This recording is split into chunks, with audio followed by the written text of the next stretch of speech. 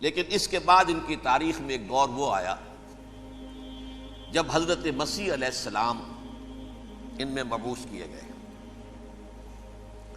یہ 1400 سالہ تاریخ کا کلائمیکس ہے یہود کی۔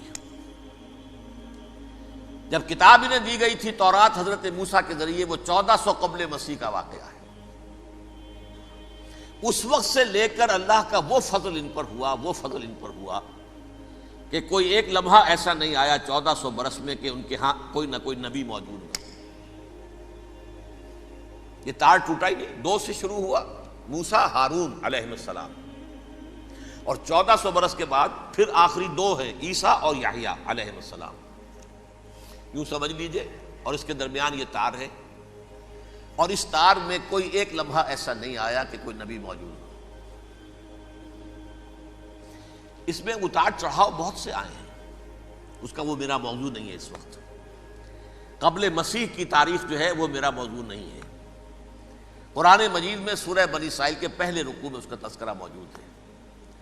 وَقَضَيْنَا إِلَىٰ بَنِي إِسْرَائِيلَ فِي الْكِتَابِ لَتُفْسِدُنَّ فِي الْأَرْضِ مَرَّتَيْنِ وَلَتَعْلُنَّ عُلُوًّا كَبِيرًا، 2 مرتبہ ان پر عذاب کے کوڑے برسے، پہلے اشوریوں کے ذریعے سے جو شامی تھے، سیرینز اشوری کہلاتے، پھر بابلیوں کے ذریعے سے یعنی عراقیوں کے ذریعے سے، بیبیلونیا نام تھا عراق کا پہلے، ان پر بہت بڑی بڑی تباہیاں آئیں، اللہ تعالیٰ کی طرف سے عذاب آئے۔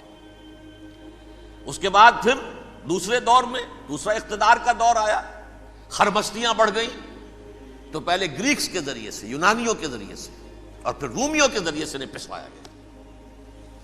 یہ دور گزر چکے تھے ان پر، 2 عروج کے دور اور 2 زوال کے دور۔ میری چھوٹی سی کتاب ہے تنظیم اسلامی کا تاریخی پس منظر، 6-7 روپے کی ہوگی، اس کو آپ دیکھیں گے تو اس میں اس کا پورا نقشہ آپ کو مل جائے گا۔ ویسے تو یہ کہ میری جو ذرا بڑی کتاب ہے سابقہ اور موجودہ مسلمان امتوں کا ماضی، حال اور مستقبل، اس میں میں نے ان معاملات پر بڑی تفصیل سے بحث کی ہے۔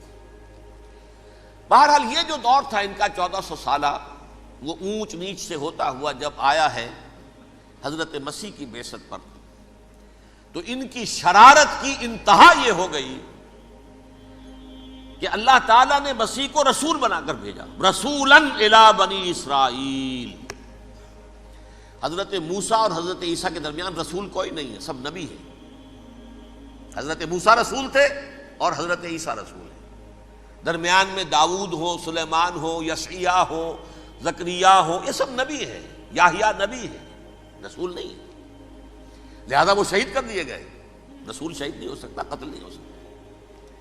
لیکن عیسیٰ اور موسیٰ کے درمیان 1400 برس ان کے جو ہیں، اس کا کلائمیکس ہے حضرت مسیح علیہ السلام کی بعثت، اور حضرت مسیح علیہ السلام کو جسے اللہ نے اپنی روح قرار دیا، روح منہ، کلمتہ القاہا الی مریم، اللہ کا کلمہ، عظیم ترین معجزات۔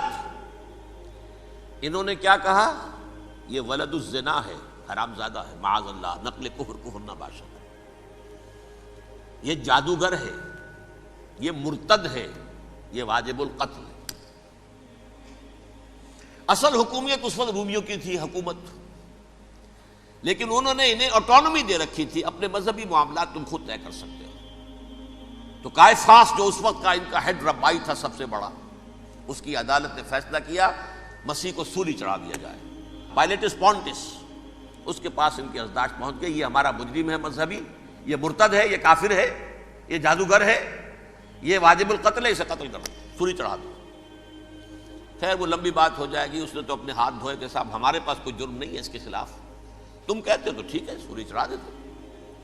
یہ دوسری بات ہے کہ اللہ نے حضرت مسیح کو اٹھا لیا آسمان پر، ان کی جگہ وہ شخص سولی چڑھا جس نے غداری کر کے گرفتار کروایا تھا، جوڈاس اسکیریوٹ، اس کی شکل اللہ نے بدل دی حضرت مسیح کی سی، اور حضرت مسیح کو فرشتے اٹھا کے اوپر لے گئے، وہ زندہ آسمان پر اٹھا لیے گئے۔ اور یہ ساری تفاصیل نہ قرآن میں ہے نہ حدیث میں ہے، یہ انجیل میں ہے، لیکن انجیل کون سی؟ برنباس کی انجیل، gospel of the Lord according to Saint Barnabas. یہ حواریین مسیح میں سے تھے، لیکن عیسائی ان کو تسلیم نہیں کرتے، ان کی بائبل کو صحیح نہیں مانتے، کینونیکل نہیں مانتے۔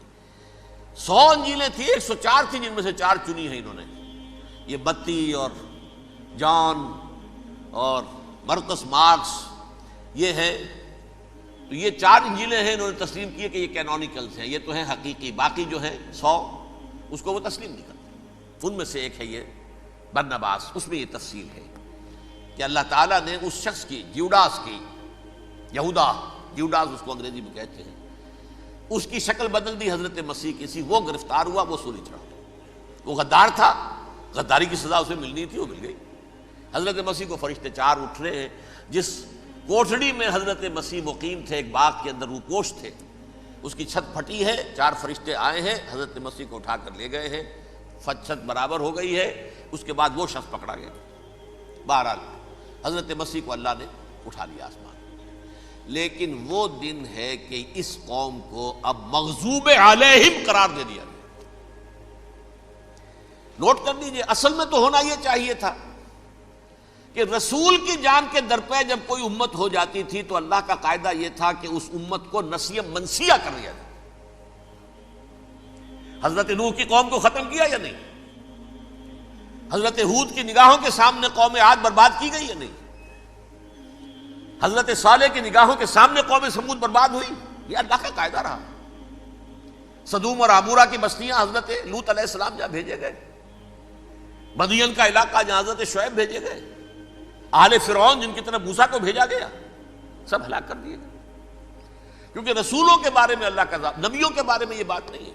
نبی آیا، اس نے دعوت دی، جس نے مان لیا اچھا کیا، اپنے لیے اچھا کیا، نہیں مانا اس کی اپنی جو ہے عاقبت برباد ہو گئی۔ دنیا میں کوئی فیصلہ اس کا نہیں ہوتا، لیکن رسولوں کا معاملہ یہ ہوتا ہے کہ دنیا میں وہ اللہ کی عدالت بن کر آتے ہیں، مانو گے تو بچو گے، نہیں مانو گے ہلاک ہو جاؤ۔ تو اس اعتبار سے وہ مستحق تو ہو چکے تھے اس کے کہ انہیں ہلاک کر دیا جائے۔ اب اللہ کی کوئی خصوصی مشیت ہے، اس میں کیا حکمت ہے، وہ ہے ایک حکمت میں بعد میں اگر وقت ہوا تو بتاؤں گا۔ فیصلہ یہ کیا اللہ نے کہ حضرت مسیح کو تو اٹھا لیا زندہ، اور ان کی رسی ابھی مزید دراز کر دی کہ ان کو ابھی مہلت دے دی کہ تمہیں آخری استیصال، جس کو عذاب اکبر کہتا ہے قرآن، سورہ سجدہ جو حضور ہر جمعے کی پہلی رکعت میں فجر میں پڑھتے تھے، وَلَنُذِيقَنَّهُم مِّنَ الْعَذَابِ الْأَدْنَىٰ دُونَ الْعَذَابِ الْأَكْبَرِ لَعَلَّهُمْ يَرْجِعُونَ۔ چھوٹے چھوٹے عذاب اور ایک بڑا عذاب، جبکہ قوم بالکل برباد، نسیم منسیہ، کأن لم یغنوا فیہا، ایسے ہو جائیں جیسے کوئی تھے ہی نہیں آباد یہاں۔ لا یرا الا مساکنہم، اب ان کے مسکن نظر آتے، مکین نظر نہیں آتے۔ یہ عذاب اکبر جو ہے وہ ان پر نہیں آیا، حالانکہ وہ مستحق ہو گئے تھے اسی وقت۔ اس کو یوں سمجھیے کہ کسی شخص کو پھانسی کا حکم تو ہو جائے، ایگزیکیوشن نہیں ہوتا ہے، کئی سال گزر جاتے ہیں پڑے ہوئے، اور معاملات جو ہیں وہ چلتے رہتے ہیں۔ یہ معاملہ ہوا اس کے ساتھ، ورنہ یہ مستحق ہو چکے تھے آخری بربادی تباہی کے، عذاب استیصال، جڑ سے کاٹ دینے والا عذاب، وہ آ سکتا تھا ان پر اسی وقت، لیکن اللہ نے ان کی مہلت دراز کی ہے۔ لیکن اس کے بعد اللہ نے ان کو ایک اور موقع دیا۔ 600 برس بعد حضرت مسیح کے محمد الرسول اللہ صلی اللہ علیہ وسلم کی بعثت ہوئی، اور یہ میں سمجھتا ہوں کہ اس قوم پر اللہ کا اتنا بڑا فضل تھا، اتنا بڑا فضل تھا، اتنا بڑا فضل تھا۔ اب پھر ایک موقع دیا، عسیٰ ربکم ان یرحمکم وان عدتم عدنا۔ دیکھو اب بھی تمہیں ہم ایک موقع دے رہے ہیں، تمہارا رب تمہارے اوپر اب بھی فضل کرنے کو تیار ہے، رحم فرمانے کو تیار ہے۔ ان ھذا القرآن یہدی للتی ہی اقوم، اس قرآن کے سائے میں آ جاؤ، یہ شاہدرا ہے ہدایت میں آنے کا، اس میں داخل ہو جاؤ، محمد کی تصدیق کرو صلی اللہ علیہ وسلم، دامن محمدی میں آ جاؤ، اب بھی ہم تمہارے گناہ بخش دیں۔ لیکن نہیں، اس قوم نے حضرت محمد صلی اللہ علیہ وسلم کی دشمنی کی کمر کس لی، اور اب یوں سمجھیے اس تاریخ سے لے کر آج تک یہ گٹھ جوڑ ہے۔ ظاہر بات ہے کہ ابلیس کا بھی اصل دشمن اب کون ہے، یا ہدف کون ہے، ٹارگٹ کون ہے؟ جنہوں نے محمد کو نہیں مانا صلی اللہ، وہ تو ہے ہی جہنمی، ان پر کوئی اور محنت کرنے کی ضرورت کیا ہے؟ سمجھ گئے میری بات؟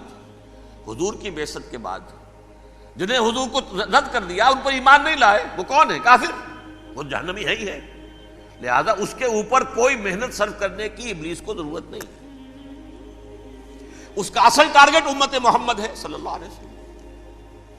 وہ ساری نوع انسانی کی دشمنی اب آ کر مرکوز ہو گئی ہے امت محمد صلی اللہ علیہ وسلم کی دشمنی پر۔ اور اسی طرح یہود کا معاملہ، اگرچہ ویسے پوری نوع انسانی کے دشمن ہیں، انہیں حیوان سمجھتے ہیں، ان کی جان مال اپنے لیے مباح سمجھتے ہیں، جس طرح چاہیں لوٹے کھسوٹے کھائیں پیئے انہیں، لیکن اب ان کی بھی دشمنی کا سب سے بڑا مرکز امت محمد۔ کیوں؟ وہی تکبر اور حسد، وہی بیماریاں۔ انہیں تکبر یہ ہو گیا تھا کہ 2000 سال سے یہ نبوت ہماری میراث، ہماری جاگیر، بنو اسرائیل کے اندر سینکڑوں نبی آئے، 3 کتابیں اللہ نے ہمیں عطا کی، یہ کہاں سے آ گیا محمد صلی اللہ علیہ وسلم؟ معاذ اللہ ثم معاذ اللہ، یہ امیین میں سے، یہ جنٹائلز میں سے، یہ گوئنز میں سے، یہ حقیر ان پڑھ، کہاں ہم کہاں یہ نہیں تسلیم کریں گے۔ حالانکہ قرآن کہتا ہے یعرفونہ کما یعرفون ابناءہم، ان کے علماء ایسے پہچانتے تھے حضور کو جیسے اپنے بیٹوں کو پہچانتے ہیں کہ یہ آخری نبی ہیں، لیکن تکبر اور حسد کی آگ میں جل اٹھے۔ اب ان کے بھی دشمنی کس سے ہے؟ محمد اور امت محمد صلی اللہ علیہ وسلم۔ یہ گٹھ جوڑ ہے۔ اب دیکھیے، یہ ہے میری گفتگو کا اب تک کی گفتگو کا حاصل، یہ گٹھ جوڑ، ایک غیر مرئی دنیا، انویزیبل دنیا کا ابلیس لعین اور جنات میں سے اس کے لشکری فوج، انسانوں میں سے ویسے تو اور بھی بہت جگہ اس کے ایجنٹ ہیں، مسلمانوں میں بھی ہے، لیکن بحیثیت قوم، بحیثیت مجموعی، ایک پوری قوم، ایک پوری نسل جو ہے اس کے ساتھ گٹھ جوڑ ہے۔ ان دونوں کی گٹھ جوڑی کے ساتھ یہ دشمن دون ہیں انسانیت کے، پہلا دشمن ابلیس لعین، عزازیل لعین، اور دوسرے دشمن یہود ملعون۔